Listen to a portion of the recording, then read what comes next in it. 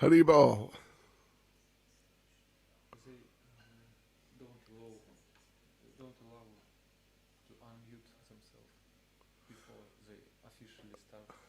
Oh, Smita Krishna Prabhu just make announce or something. okay. Он ждет меня сейчас.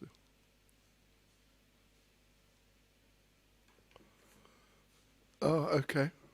It's like preview. Okay. Oh, but I'm muted. Okay. Yes, but sound goes from that one. From this one? Or from here?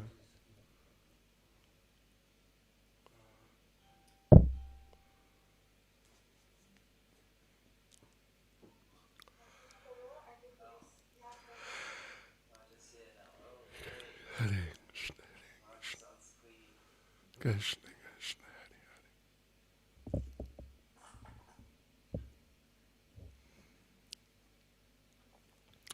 I am muted. Hare Krishna. I am muted. I know I'm muted. How do I... Oh, I unmute here. No. Okay. But I can't.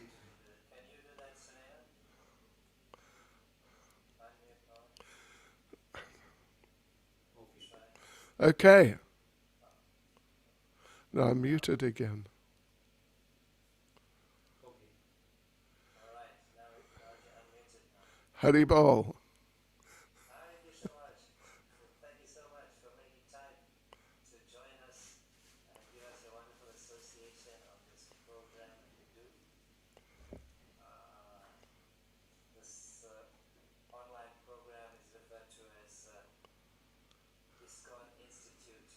Wow.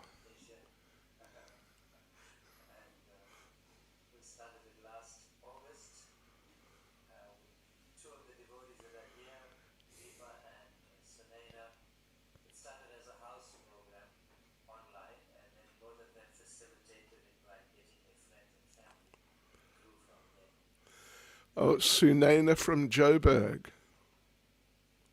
Oh, sorry. Okay. Excuse me, Sunena.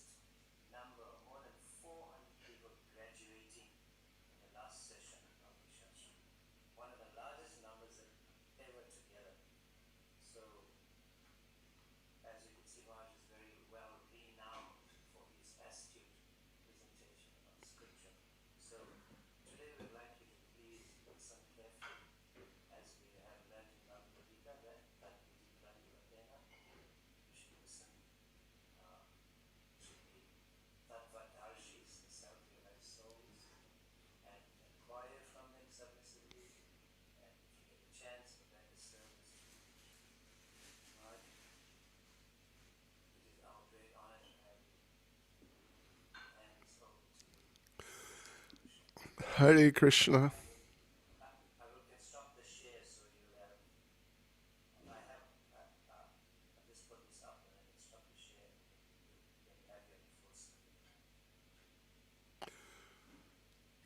Can I see the devotees? Or is it?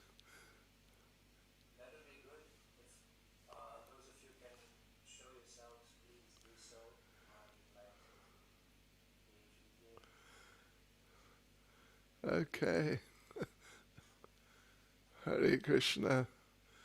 Hare, oh, Ram Gopal. Rasa Raj. Priya Kishore. And Radharaman and Sulochana. Gayatri. Radharani. And Nope. Oh, Bhanumati and Meena. Navkishori. Hare Krishna.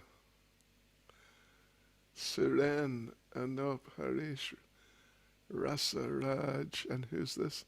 Priscilla, Darshan. Oh, and who's this? Serena, Haribol Serena. And who's this one? Tanya, Haribol Tanya. Okay. Anyway, great to see you. Yeah, very nice. Gaurangi. Show yourselves a video for a second or so, or a minute or so. Oh, whatever. Srimad is requested. Please. Just to see who's who. Oh, it's Chiksoli, Hare Krishna. Wow. Yusenta. Daksha. Rienta. Haribol. Sadhu. Sunena. Oh, that's Sunena. Hare Krishna Sunena. Yes, okay. Prinolan, Haribol. I remember you. Shanal, yeah? Hare Krishna. Okay, anyway, that's fine. Who's it? Kishori Radhe, Haribol. And Radharani. Okay, thank you. Nice to see you. I mean, you can stay like that, whatever is the right way or best way, preferred way. So, okay, devotees, we are going to go into the 4th chapter of the 2nd canto of Srimad Bhagavatam. And I don't really expect we'll get through the whole 4th chapter, but we'll go as far as we go, because we don't want to just race through. You know, there's so much there, just so much information, very deep and very beautiful. So we'll go as far as we can, and then Smita Krishna Prabhu, you're in the very capable hands of Smita Krishna Prabhu, and he'll take you on as he's been doing, and you'll just dive deeper and deeper into the ocean of Srimad Bhagavatam. But for the time being, here we go. We're going to go into the 4th chapter. Let me begin by chanting a few mantras just to set the mood a little bit and get some transcendental vibration into the atmosphere. So first of all, let us chant Om Namo Bhagavate Vasudevaya.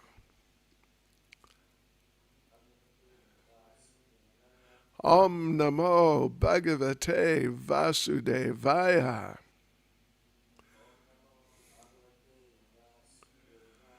Om Namo Bhagavate Vasudevaya. Very good. So now let us just offer our pranams. First of all to Prabhupada, then Panchatattva, then Lord Krishna, and then all the devotees. Nama Om Vishnupadaya Krishna Prestaya Bhutale Shamati Bhaktivedanta Swaminiti Namane Namaste Saraswati Deve Gauravani Pracharne Nirvishesha Shunyavadi Pascha Chadeshatarne Sri Krishna Chaitanya Prabhu Nityananda Shri Advaita Gadadha Shivas Adi Gaura Bhakta Vrinda Hare Krishna, Krishna Krishna, Hare Hare, Hare Rama, Rama Rama, Hare Hare. Vanchakalpatarubhyascha kripa sindhubhyevacha patitanam pavanebhyo vaishnavebhyo namo namaha. Srila Prabhupada ki jai, Sri Panchatattva ki jai, Shri Radha Krishna ki jai, all the devotees ki jai, all of you ki jai, Hari Bol. So here we go, devotees. We're going into the 4th chapter. And Srimad Bhagavatam, you know, it's just like an ocean.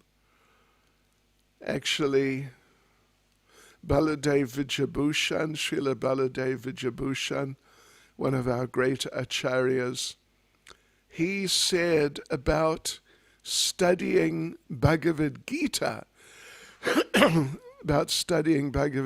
he says that Lord Krishna put me on a boat and he pushed me out into the ocean of Bhagavad Gita. And then I was floating along. Suddenly the boat sank into the ocean of Bhagavad Gita. And then it became like a submarine, just going deeper and deeper into the ocean of Bhagavad Gita. And I was finding more and more jewels in the understandings.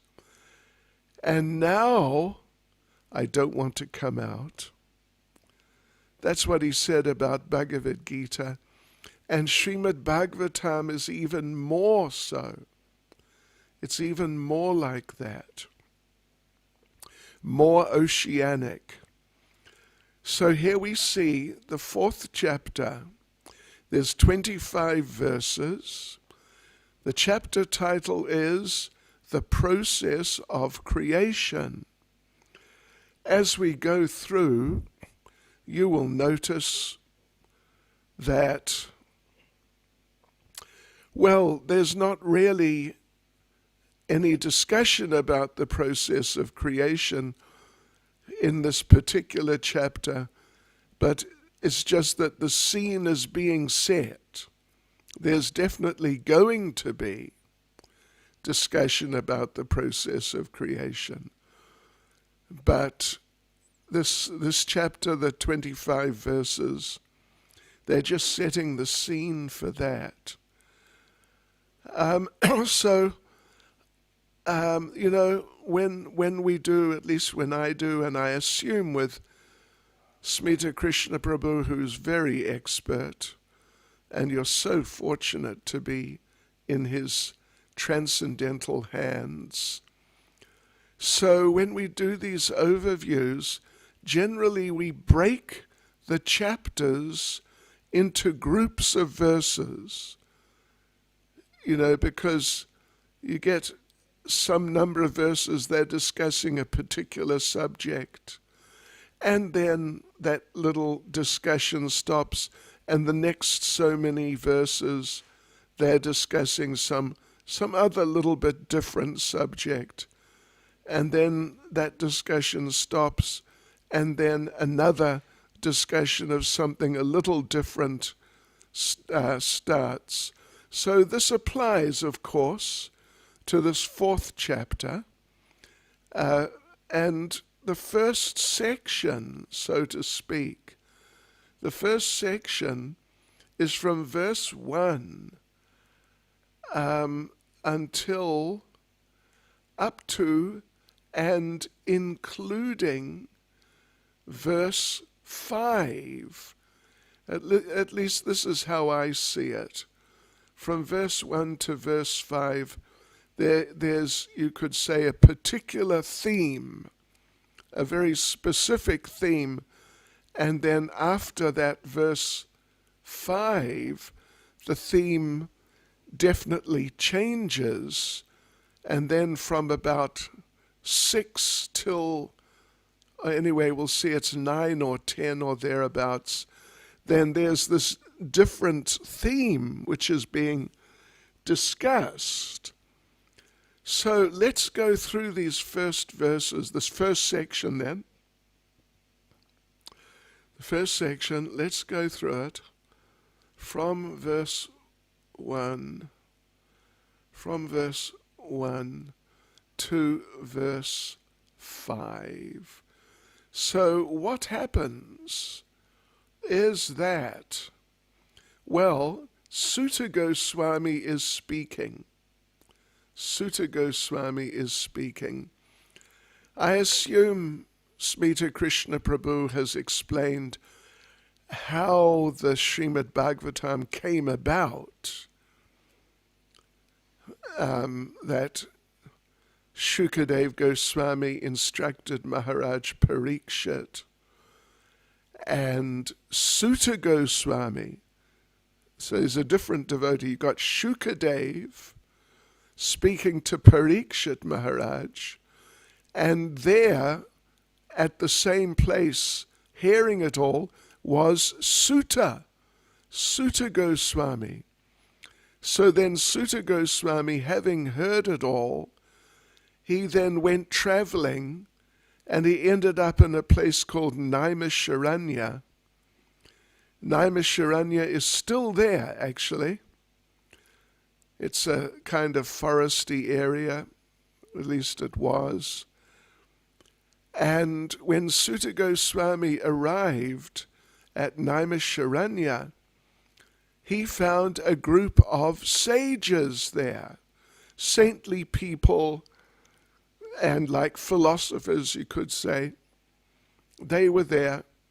The leader of that group was Shonaka Rishi. And Shonaka and those sages in Naimisharanya, they were trying to do a big fire sacrifice to slow down the beginning of Kali Yuga. I assume you're aware that it's Kali Yuga now. It's the worst time in the different cycles of time, different ages in the material world. The worst age, the worst period is Kali Yuga. And we're all here in... well, Kali Yuga basically means the age of quarrel and hypocrisy.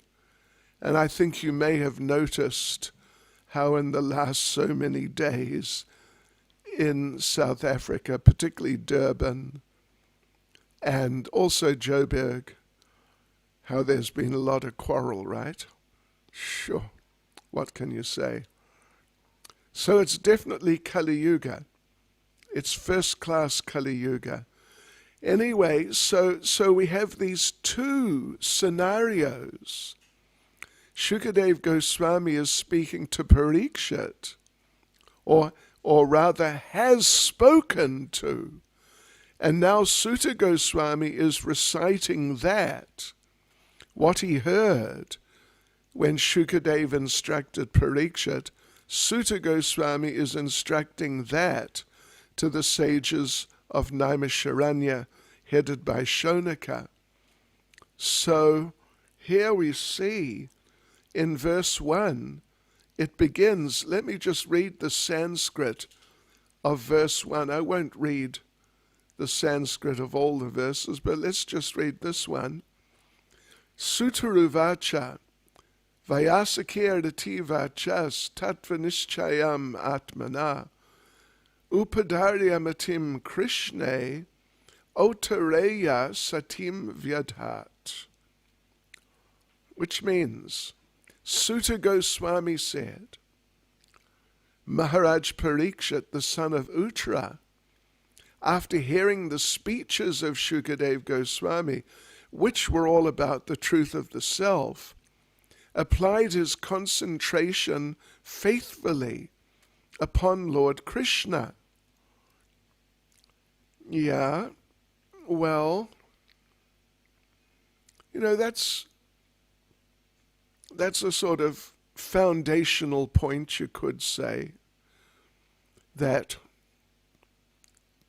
when we're engaged in Krishna consciousness, when we're doing different activities in Krishna consciousness, we should concentrate, we should focus our attention upon Lord Krishna.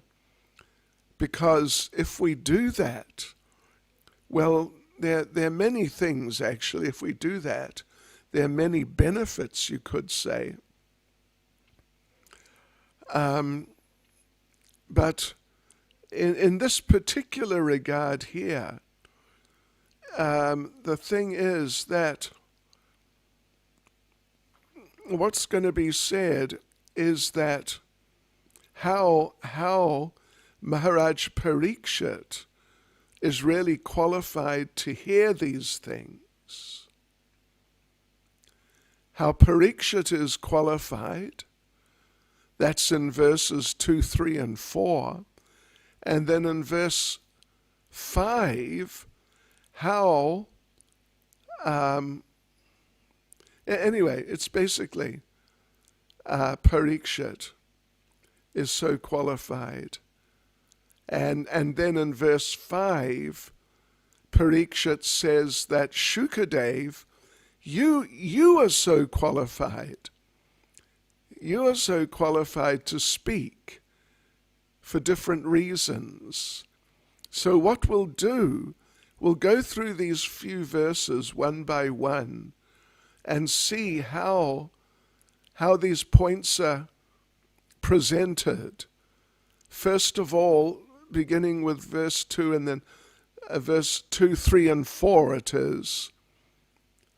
The qualification, the position, the nature of Maharaj Parikshit, 2, 3, and 4, and then verse 5, the qualification of Shukadev.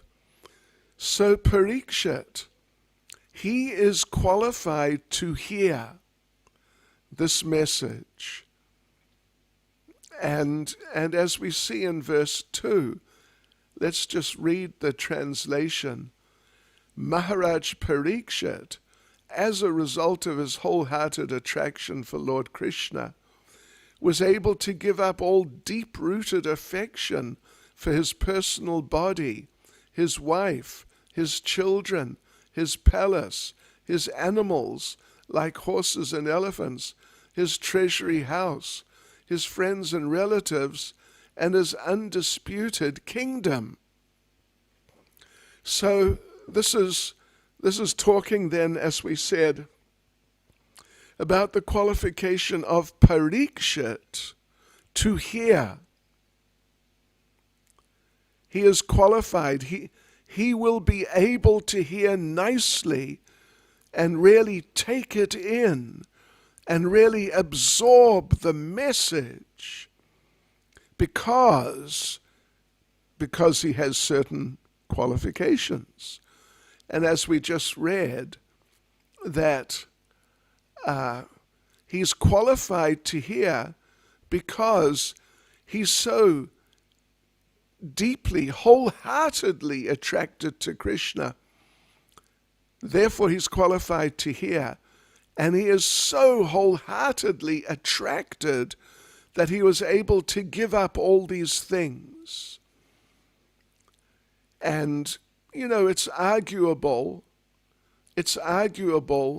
that there is a type of hierarchy.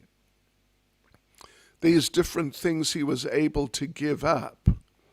I mean, not necessarily absolutely, but, it's arguable that first thing, what is the first thing that people are attached to?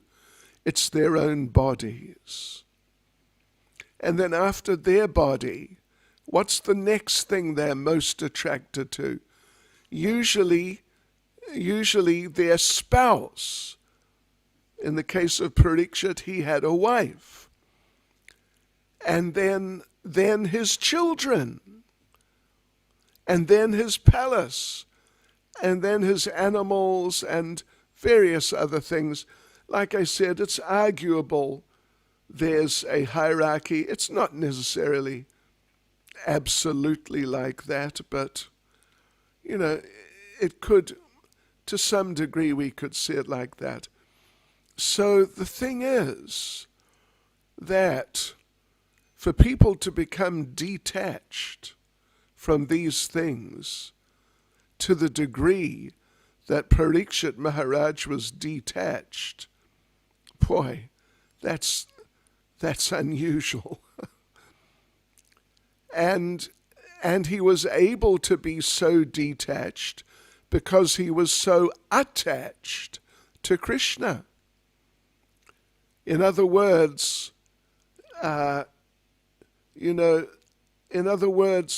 if you're going to become detached from something, you can only really do that by becoming attached to something else. You can't just... This is one of the points in Krishna consciousness, that it's very hard just to become detached or attached to nothing. It's really hard. There's a verse in Bhagavad Gita. Let me just get out my Bhagavad Gita. Here comes my Bhagavad Gita. And it's verse, just a sec. I'll tell you, it's in chapter 2. And it's verse, what is it? 60. What is it? Here it is. No, it's not.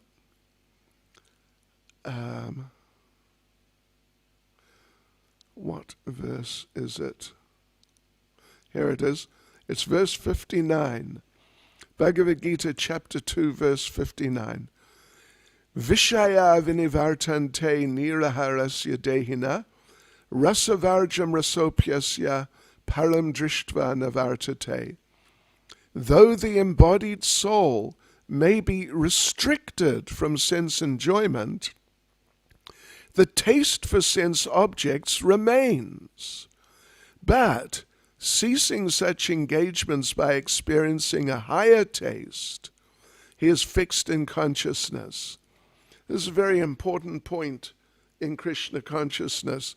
You can't just become detached without becoming attached to anything else. That's what the impersonalists say, that you just become detached from everything so that you are eventually attached to nothing.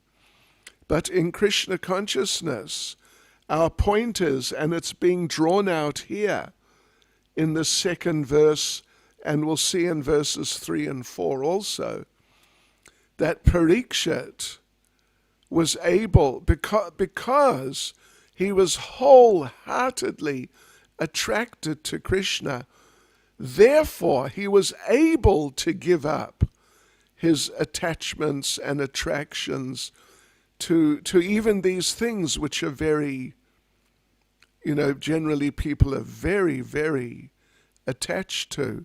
Family, money. And Prabhupada gave an example to illustrate the principle. The example is that if I have 10 rands and you have 100 rands, and you say to me, I've got my 10 rands, and you say to me, listen, I will give you my 100 rands if you will give me your 10 rands. You get the idea? The person is saying, he'll give us his 100 rands, but we must give our 10 rands. Then of course we'll be happy to give up the 10 rands in order to get 100. It's obvious. But if that person says, give me to us, that we should give him our 10 rands and he will give us nothing at all, then we're not going to really want to give up the 10 rands, are we? Even though it's not a lot. But we're not going to just give it up. But if he says, I'll give you 100, and then we must just give 10, we'll be happy to give up the 10. So similarly, in Krishna consciousness, there's so much nectar. It's incredible. It's absolutely amazing how much nectar there is in Krishna consciousness. And as you start tasting that nectar, then it becomes easier and easier to give up more and more of just ordinary material things. This is the principle of the higher taste. But we have to cultivate that higher taste through chanting nicely, serving nicely, associating nicely, all these different types of things, doing them very nicely. If we do them nicely, we get the higher taste, and then to give up whatever material things have been meaning a lot to you, it'll be easy. It'll be really easy. But if there's no higher taste, well then it won't even really be possible. So this is the thing about Parikshit. He was so attached to Krishna, and the pleasure he got from his relationship with Krishna was just so amazing that it made the pleasure that he was getting from his family and his money and his property, his kingdom, etc., the pleasure he was getting from Krishna consciousness made the pleasures he was getting from those material things just seem like nonsense, just like rubbish. And rubbish, of course, you just throw it away. So that's an interesting point, isn't it? It's a really important point. And he became, he was so much attached to Krishna, Maharaj Parikshit, that, I'm sure you know the story that he was cursed to die in 7 days by the bite of a snake bird. So therefore he went to the banks of the Ganges or the Yamuna, and Shukadev came and spoke to him 24/7, literally. 24 hours a day for 7 days and 7 nights. And you know what? As Shukadev was speaking this whole Srimad Bhagavatam, Maharaj Parikshit never slept. Sometimes when we're giving class, sometimes a devotee falls asleep. It may have happened to you, or you may have seen it happen, something like that. So, these things happen sometimes if we get tired or if we get distracted. But Maharaj Parikshit never fell asleep. Not only didn't he fall asleep, he never felt sleepy, and he didn't eat, and he did not drink for 7 days and 7 nights. It's amazing, isn't it? We could not do that. We would not be able to do that. But he did. And Shukadev continued speaking the whole time for 7 days and 7 nights, because he's also equally qualified in Krishna consciousness. And he didn't say, let's take a break and have a nap for a while or something. He just kept on. And the reason is because they were so attached to Krishna that as soon as Shukadev started speaking about Krishna, as soon as Parikshit started hearing about Krishna, they just became completely, you could say, electrified and just totally absorbed in chanting in the case of Shukadev and hearing in the case of Parikshit. So, in fact, Srila Prabhupada said on numerous occasions that one can understand how one is advancing in Krishna consciousness by seeing, on one hand, how we're becoming attached to hearing and chanting about Krishna and serving Krishna, and on the other hand, we're losing our attraction to all the ordinary things. So in verses 3 and 4, the same theme continues.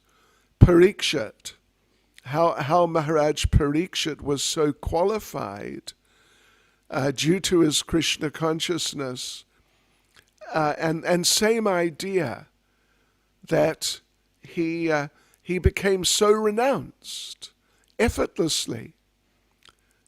He didn't have to make a big effort to break his attachments somehow. But his interests, his material interests, just fell away. So let's read verses 3 and 4.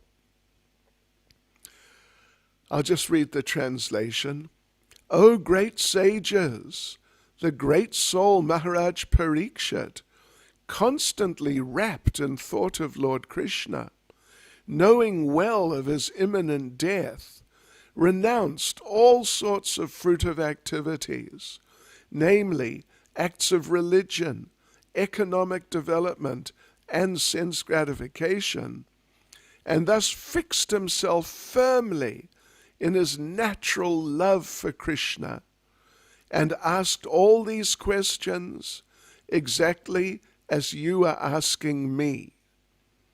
So, as you are asking me, Sutta Goswami is speaking, as we said, to the sages in Naimisharanya. And those sages have been asking him questions. If you've been following these Sunday programs with Smita Krishna Prabhu, then you would have seen how the sages in Naimisharanya were asking questions of Sutta. So in verse 2, Sutta Goswami said that Parikshit, because of his attachment to Krishna, became free from attachment to family members and wealth, etc. These types of things, his palace, his kingdom. Here, it's a little different. It's the same principle, but some different examples of things which oftentimes or usually people are very attached to. But Maharaj Parikshit was not, because of his attachment to Krishna. He just lost interest in these things. So mentioned here was his interest in, in fruitive activities. First of all, materialistic religion,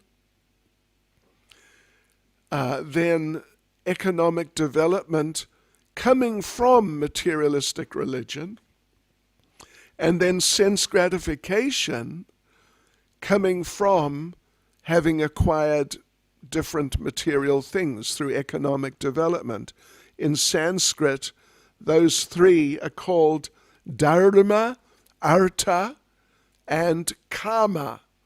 Not karma, Karma, but kama, Kama.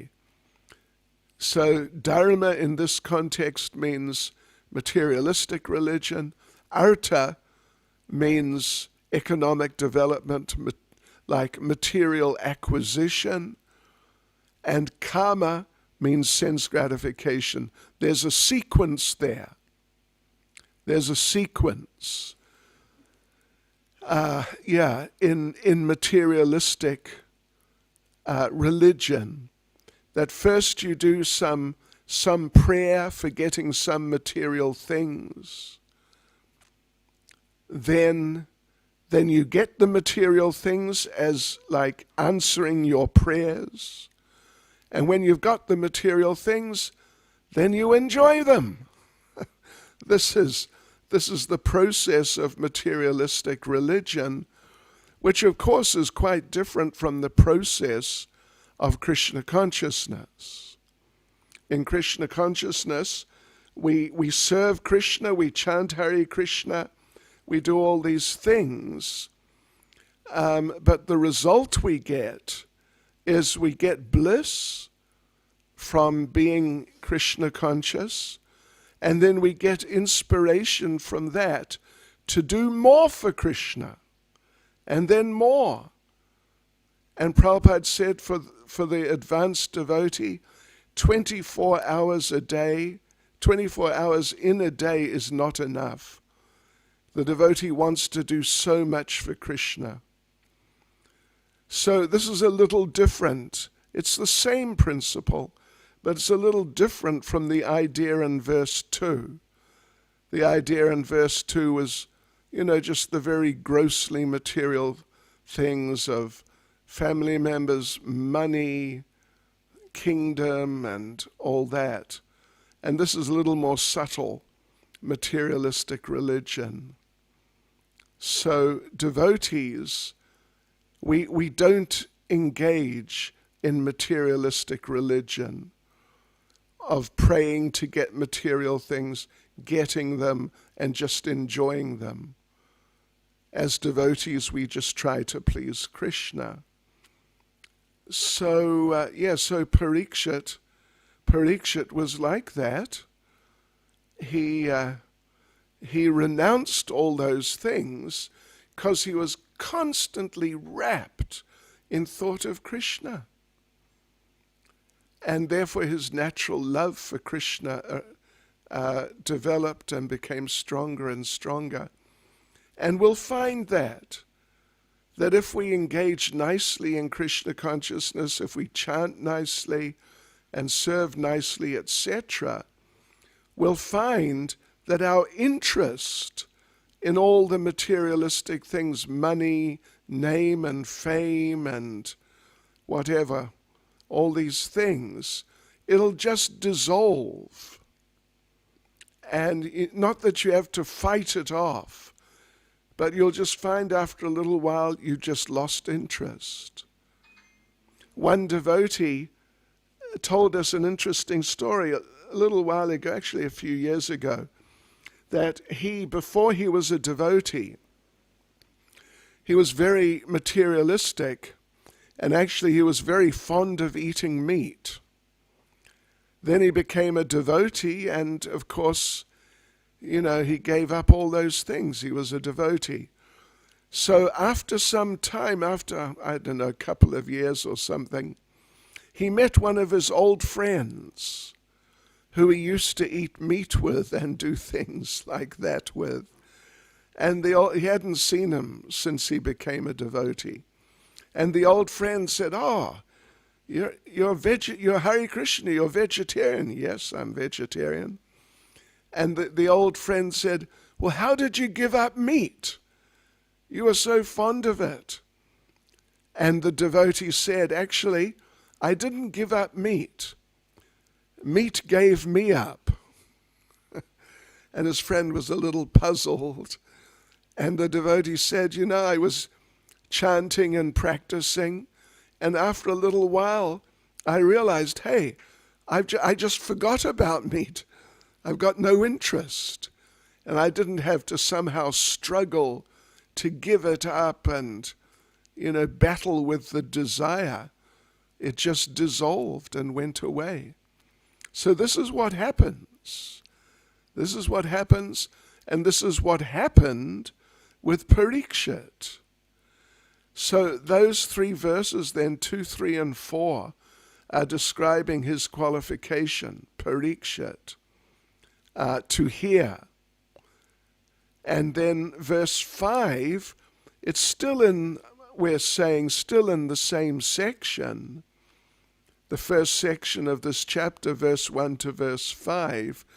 But now Parikshit explains how Shukadev is qualified to speak.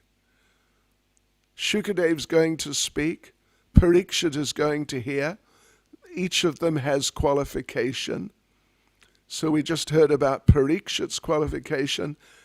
So here now in verse 5, Parikshit explains the qualification of Shukadev Goswami.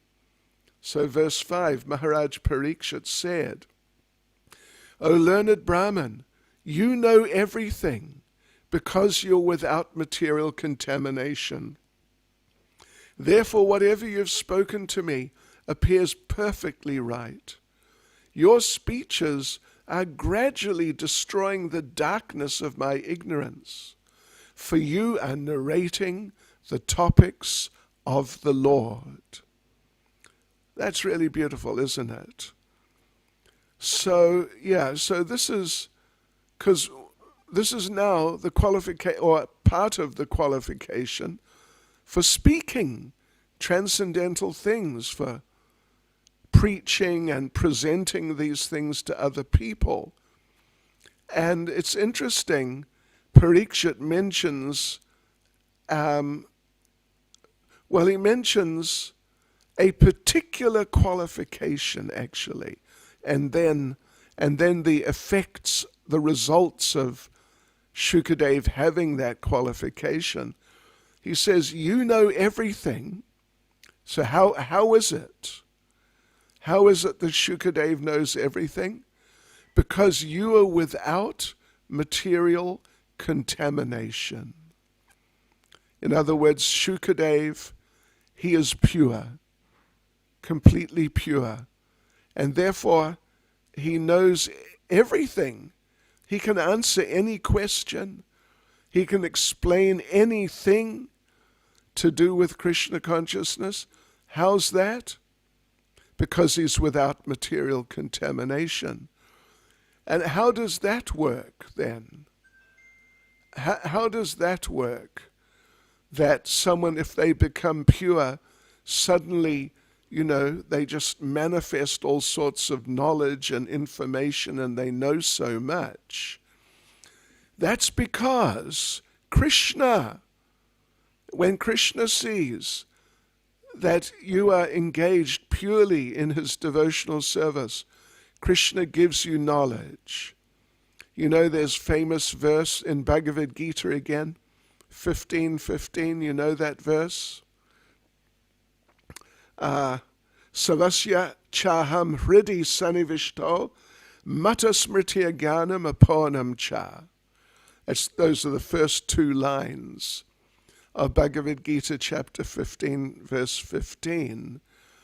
And Lord Krishna is saying, Savasya chaham hridi sanivishto. I'm situated in everyone's hridi, in everyone's heart. And mata smritir jnanam apoanam cha. From me are coming remembrance, knowledge, and forgetfulness. For a devotee, so in other words, for a devotee, Krishna gives knowledge, Mata Smritya gives remembrance. Mata Smritya, first is Smriti, means remembrance. Krishna helps the devotee to remember him. Mata Smritya Jnanam. Jnanam means knowledge. Krishna gives the devotee knowledge. And apohanam means forgetfulness. Krishna gives the devotee forgetfulness about material life. So, this is Krishna's mercy. For the materialist, Krishna gives them remembrance about, their material lives, what they're doing and what's going on in their lives.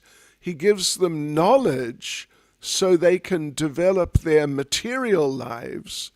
And then he gives them forgetfulness about himself, about Krishna. But for the devotees, it's different. Krishna gives remembrance of himself, knowledge of himself, and forgetfulness of anything which is not connected with him. Forgetfulness about material existence. So therefore, Parikshit says here in this verse 5, that you know everything because you're without material contamination. Because Shukadev is so engaged in devotional service, hearing and chanting about Krishna and serving Krishna in so many ways. So he's become free from material attachment, and Krishna reveals all these things to him. And therefore one time one devotee asked Prabhupada, do you know everything? And Srila Prabhupada answered, no, I don't. But Krishna does, and he tells me. So, no, Prabhupada is Prabhupada. But definitely Krishna will help us. There are different degrees. It's not like, you're either on level 0 or level 100. There are different degrees. So gradually as we progress, Krishna gives more knowledge, more understanding, and he gives us also the ability to present the knowledge, the ability to understand more clearly, and he makes all sorts of arrangements for us. Now I see Smita Krishna Prabhu is sitting there looking thoughtful. You don't want me to go on for too long, I take it. All right. We go on till about 10 past, and then take some questions.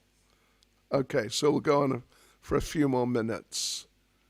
It's 5 to 2 now. Okay. Yeah. Well, I was actually thinking about your points, not the time. Oh, I see. Okay, sorry. It's about 10 past, and then we take some questions.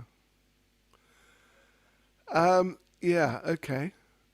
You see there in the purport, if you've got your Srimad Bhagavatam with you, then you'll see that Srila Prabhupada quotes a verse in the purport. It's from S.U., means Shweta Ashvata Upanishad, and it's chapter 6, verse 23. Yasya deve para bhaktiya, yata deve tata guru, tasyaite katita hyarta, prakashante mahatmana. And here's Prabhupada doesn't exactly give the translation in the purport there of that verse, but elsewhere Prabhupada gives, of course, excuse me, it's quite a famous verse, and Prabhupada gives the translation. I'll tell you in a sec.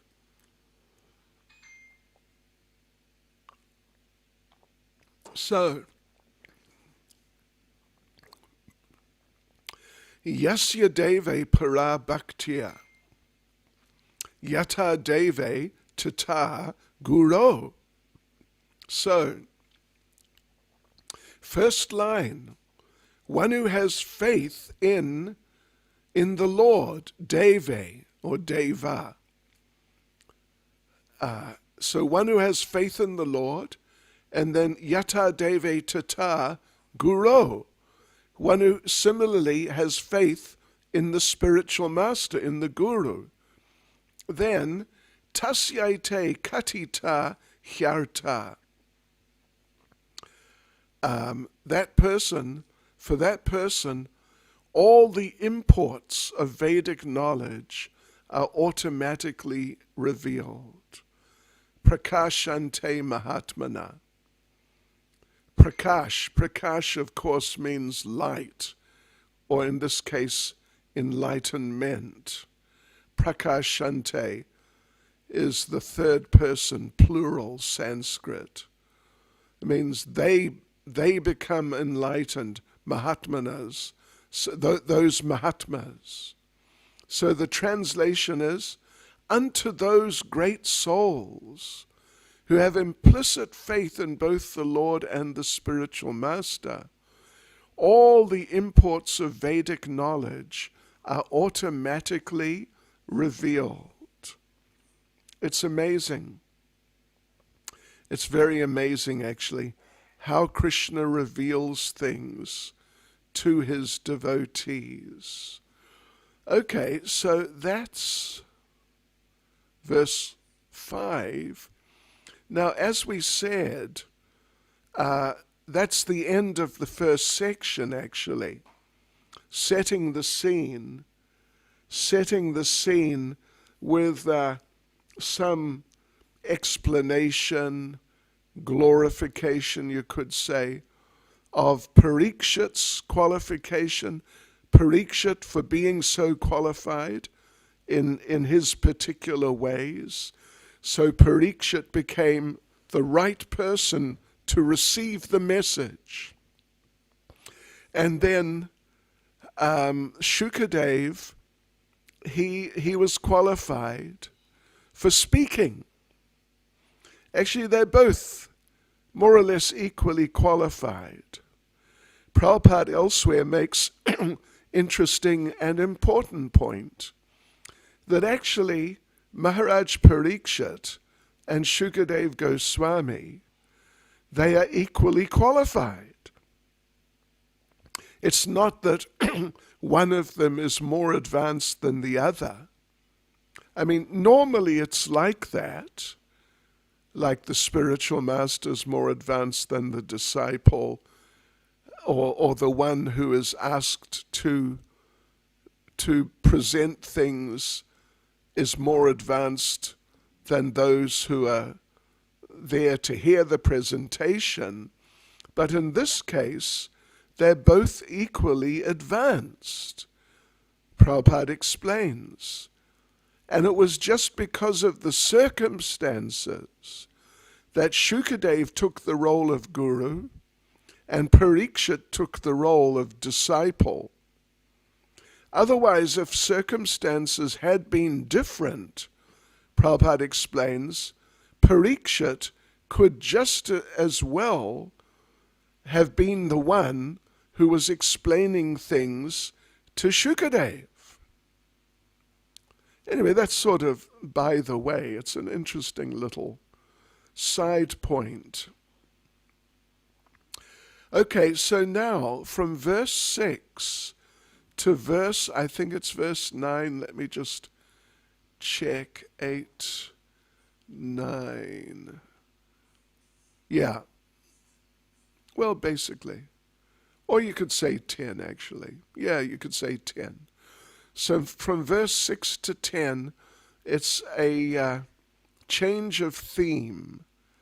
And the theme now is that Maharaj Parikshit, he, beginning with verse 6, he wants to, there's certain things he wants to understand, certain information he wants to get about the Supreme Personality of Godhead. And like we said and read at the beginning, the title of the chapter is The Process of Creation. So Parikshit beginning with verse 6, he explains to Shukadev these certain things he wants to find out about Krishna. How does Krishna operate? How does Krishna work in regard to the process of creation? I mean, like we said, we're just setting the scene here. How the Lord actually creates, the actual process, what happens, is not going to be discussed for a little while. But at this point, Parikshit is just going to ask about certain aspects of the process of creation. So, okay, first is verse 6 then. I beg to know from you how the personality of Godhead, by his personal energies, creates these phenomenal universes as they are, which are inconceivable even to the great demigods. It's a big thing, isn't it? How do you create a universe? My gosh. To create, I don't know, a business, just to create a house. It's a whole thing. You got to really know what you're doing. To run a country, you got to really know what you're doing. Otherwise, anyway, things will go wrong.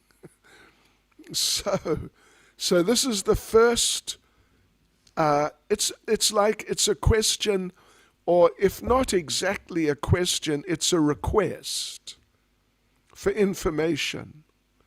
Please explain how the Lord creates. That's verse 6. Then let's go on to verse 7, because there are like three, either you could say questions, but then not so much phrased as questions, they're more phrased as requests. Kindly describe, this is verse 7, kindly describe how the Supreme Lord, who is all-powerful, engages his different energies and different expansions in maintaining. Now, if you remember the previous verse 6 we just read, he wants to know about how the Lord creates. Here in verse 7, he wants to know how the Lord, through his energies, through his expansions in whatever ways, how does the Lord maintain? And then, how does he wind up the phenomenal world in the sporting spirit of a player? So this is sort of like two requests in one. How does he maintain? How does he destroy? So, arguably, we have encountered three requests. How does the Lord create? How does the Lord maintain? How does the Lord destroy or wind up the material world? An interesting point which Srila Prabhupada made is that of the three, creation, maintenance, and distraction, the most difficult is maintenance. Creation, of course, creation may not be easy too, and distraction may not be easy also, but maintenance is harder. Therefore, because maintenance of the creation of this universe, because maintenance is more difficult, therefore, the Supreme Personality of Godhead, Lord Vishnu, he personally takes charge of the process of maintenance. Whereas Lord Brahma is in charge of creation, Lord Shiva is in charge of distraction, and they're very great persons, but they're not on the level of Lord Vishnu. They're not on the same level, because creation and distraction are easier than maintenance. And maintenance requires really being in the mode of goodness, really being clear-headed, really being very, very consistent, like that. Otherwise, if you're inconsistent, you won't be able to maintain. You'll look the other way or something like that and drop the ball, if you know what I mean. So Parikshit wants to know how the Lord, either himself personally or through his different energies and or different expansions, how does he do these three things? We want to find out.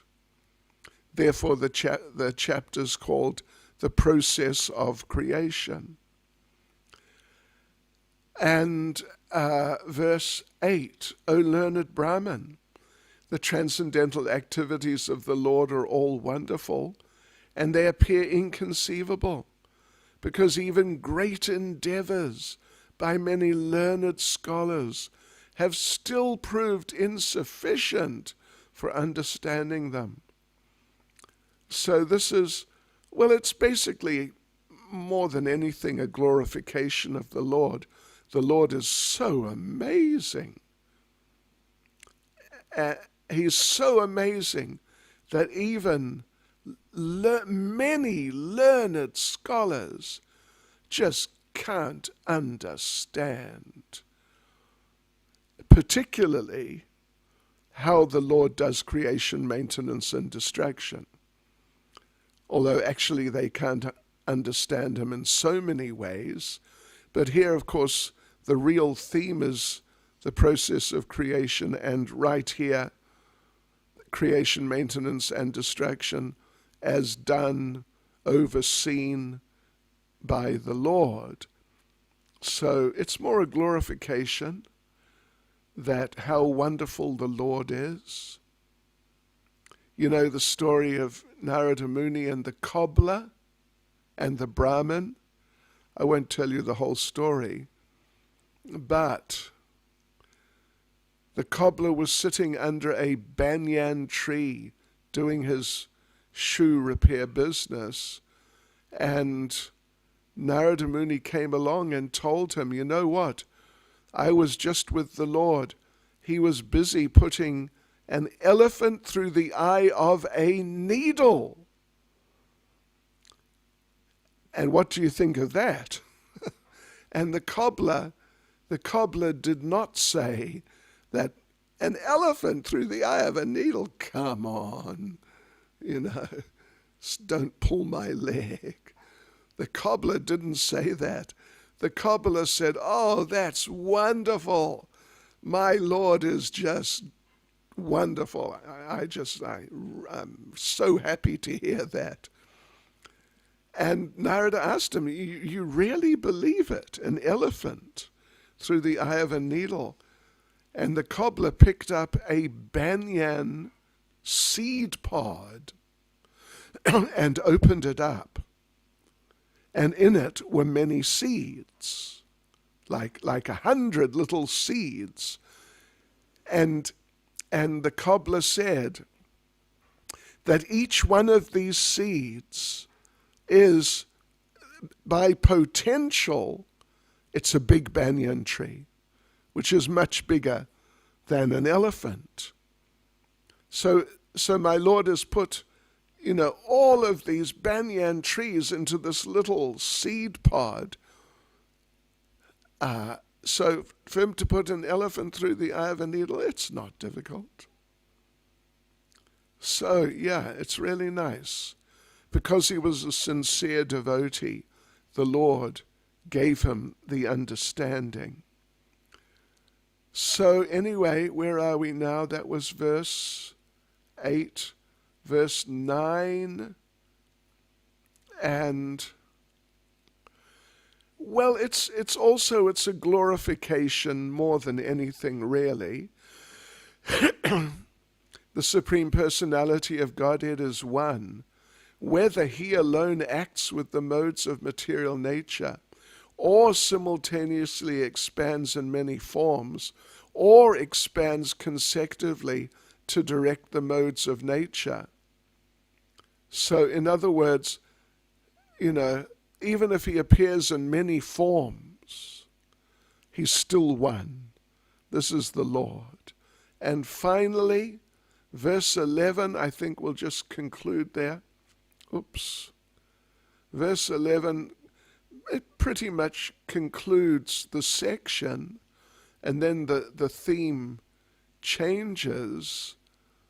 Verse 11, I'm sorry, wait, what am I saying? Verse 10 concludes the section. Kindly clear up all these doubtful inquiries, because you are not only vastly learned in the Vedic literatures and self-realized in transcendence, but are also a great devotee of the Lord, and are therefore as good as the personality of Godhead. Sometimes the great devotees are considered to be like types of manifestations of the Lord, because they're so empowered by the Lord with knowledge and with Krishna conscious capability. So therefore Parikshit says to Shukadev, you can answer these questions because you're empowered by the Lord.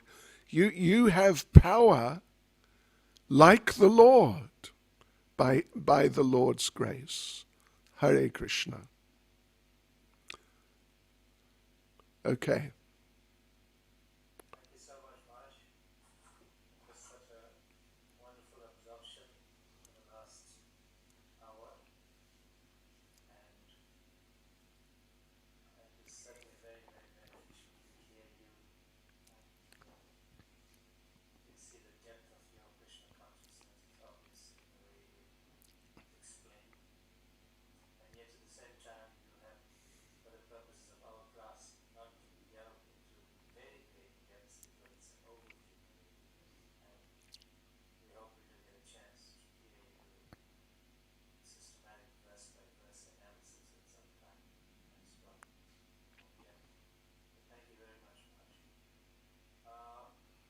Devotees who have questions, please just raise your hand at the bottom of that section, at the bottom of your Zoom. You'll see there's something called reactions. So you just click on raise your hand and I'll know who has a question. Do that now. Daksha, please. Daksha is from Johannesburg. She's joining us. She's been with us for a large part of this journey. So thank you, Daksha. Your question? Unmute yourself.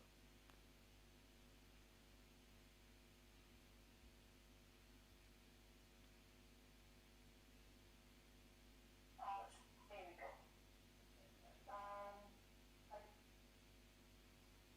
Hare Krishna, can you hear me? Yes, clearly. Hare Krishna? Alright. Hare Krishna Maharaj, please accept my humble obeisances. All glories to Srila Prabhupada. All glories to me as a devotee.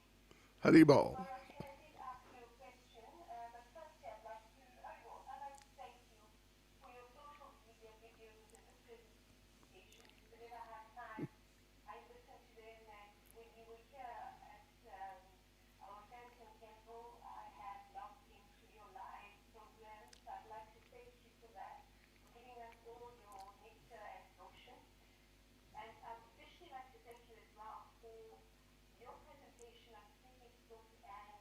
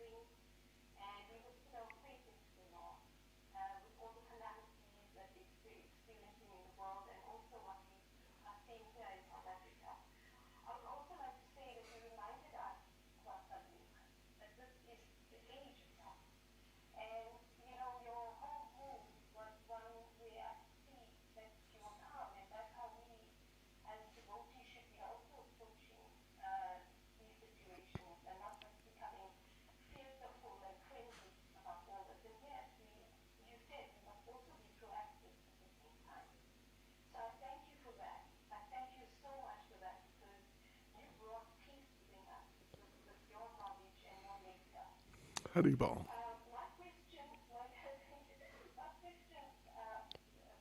Maharaj, is can you enlighten us about collective karma? Because I don't know, maybe I may be wrong. Okay. Do you think it could be collective karma?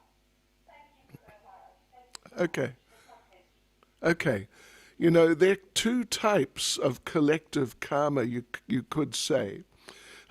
One type is when a group of people get together and do one thing together.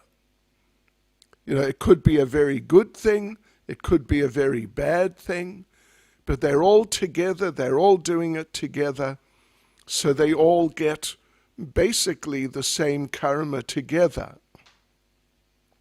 So that's a type of collective karma. Then another type of collective karma is when people have, not as a group, but just individually, they've done the same thing. Maybe at different times in different places, you know, but they've all done the same thing. So therefore, they are due to get the same reaction. In case of either, well, Prabhupada gives a particular example actually.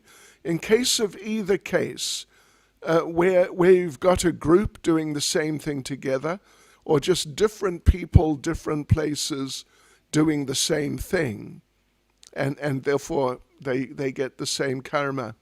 Prabhupada, talking about people who do the same bad thing, Prabhupada said that they may all be brought together to fly on the same flight, on the same aeroplane together. And that aeroplane crashes. So they all die in the same way, right at the same moment, basically. So like that. Prabhupada also said that because the Americans are so attached to their barbecues, their briflace, and, you know, all their meat eating like that, Prabhupada said, therefore, their sons were killed in Vietnam. Or, you know, you get like the big wars, Second World War, First World War, or these types of events. Basically means that people, one way or the other, they have similar karma in the sense they're all meant to suffer, they're all meant to or die in the same ways, under the same types of circumstances, at the same time or roughly the same time.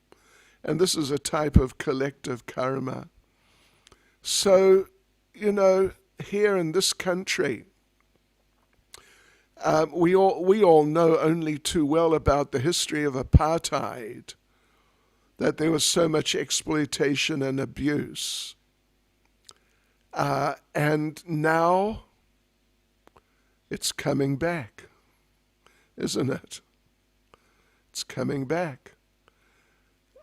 So anyway, these are some thoughts on the subject of collective karma. Therefore, if we as devotees, if we really practice very seriously, we will create amongst all of the devotee community, we will create a very favorable karmic situation. Actually, it's transcendental, it's even beyond karma.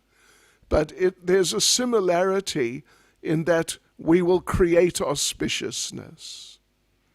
We'll create auspiciousness at least for ourselves as individuals, also for our families, and for our community of devotees, by doing the same things This will be a sort of collective transcendence. So we should all really try and do that. And ultimately it will be so effective that we'll be able to influence the whole world. Because Krishna consciousness is like a superior power. We'll be able to influence the whole world. Yes. So I was just reading the other day, Srila Bhaktisiddhanta Saraswati said that when a devotee is born in a family, the devotee delivers that family. And therefore Srila Bhaktisiddhanta said that when devotees speak amongst themselves, they shouldn't really say that, what's your family? What sort of family were you born in? Rather, the devotee should say, what family did you deliver? What family have you delivered by being born in the family? Okay? Thanks, Marge. Devotees Marge has another engagement in a short while. So I'll take one more question, and Shravan Prabhu's hand went up earlier. And there was a question from Sadhu Prabhu as well. Let's see how time goes. Shravan Prabhu, will you please ask your question?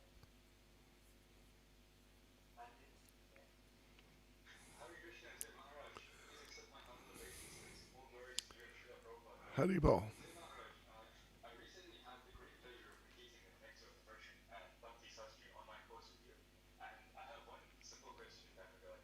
So, in the next version, it is said that a person who writes Vaishnava literature and keeps such literature at home has Lord Narayana always residing in his house. And in many other places, it is written that the Archa Vigraha form of the Lord is none different to the Lord himself. And this can be made out of clay, metal, living things, and so on.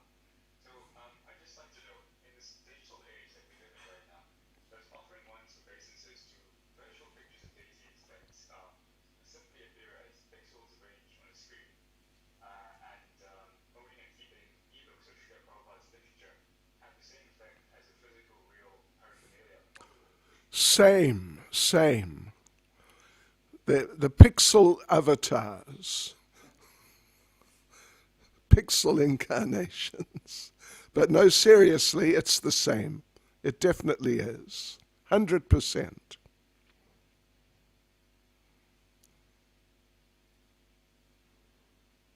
Okay.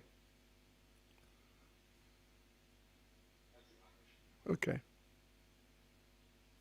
Thank you, Marge. I think you can address the question from Sadhu. Selena, are you able to read that? Because I can't track that question. It's too far up on the chat. It's a question from Sadhu. Fro- Hare Krishna, dear Guru Maharaj, please accept my humble obeisances. All glories to Srila Prabhupada and all glories to you, dear Gurudev. Thank you for the wonderful class. I really needed to hear this message today. A question: are there also many Lord Shivas as there are many Lord Brahmas, one for each individual universe? Yes. That's a straight answer. Yes. Every universe has a Lord Shiva. Every universe has a Lord Brahma. Yeah. Thank you, Marge. I know you have another engagement in 4 minutes. So we were extremely absorbed and really extremely grateful for your darshan, your association today, and your kind reciprocation to the request. And we look forward to having you again at some stage. I will be in touch with you, Marge, and see what's your availability. Please bestow your mercy upon us by giving us these kinds of lectures and association. Hare Krishna, thank you all very much. Thank you, Smita Krishna Prabhu. It's very nice. And yes, I'll come back again after a little while, if you like. Sure. I'll be happy to. All glories to you, Marge. All glories to Srila Prabhupada. Hare Krishna. Srila Prabhupada Ki Jai. Haribol.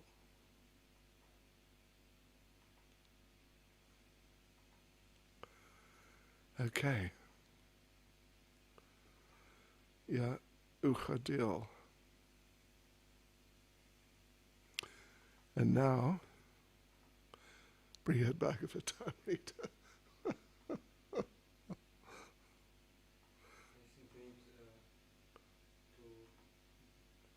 make at least 90 minutes for one class in our Well, because it's never take 1/2 exactly. anyway, it's nice. So let's see what we're not gonna use this, are we?